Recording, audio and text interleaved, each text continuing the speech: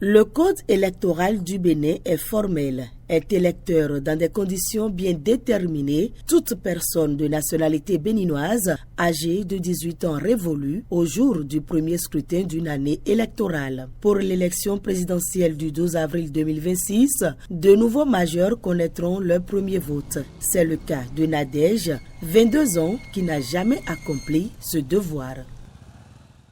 J'ai décidé de voter parce qu'en tant que citoyen, c'est mon devoir civique. Et en tant que citoyen, nous devons toujours voter, peu importe les circonstances. Comme elle, Rodolphe et Olivier se préparent également à se rendre aux urnes pour faire cette expérience. Je pense aller voter cette année parce qu'en tant qu'un bon citoyen, on doit voter. Lorsque tu es à l'âge de 18 ans, tu as l'obligation d'aller voter. Tu ne dois pas entendre quelqu'un.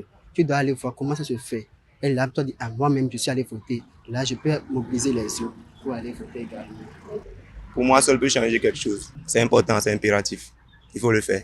J'invite les uns les autres, j'invite tout le monde à vraiment s'y donner pour le bonheur de tous.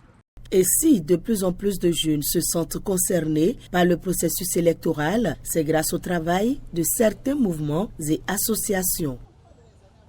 Ils incitent ces nouveaux majeurs à comprendre l'importance d'élections libres et équitables pour leur vie et le bien-être de leur communauté. C'est un devoir, parce que ça y va aussi de notre émancipation, de notre épanouissement. Il faut que nous puissions choisir ceux qui vont, une fois élus, pouvoir créer les conditions pour que nous puissions être épanouis. La première appréhension qu'on peut avoir, c'est que c'est ceux qui ont fraîchement 18 ans.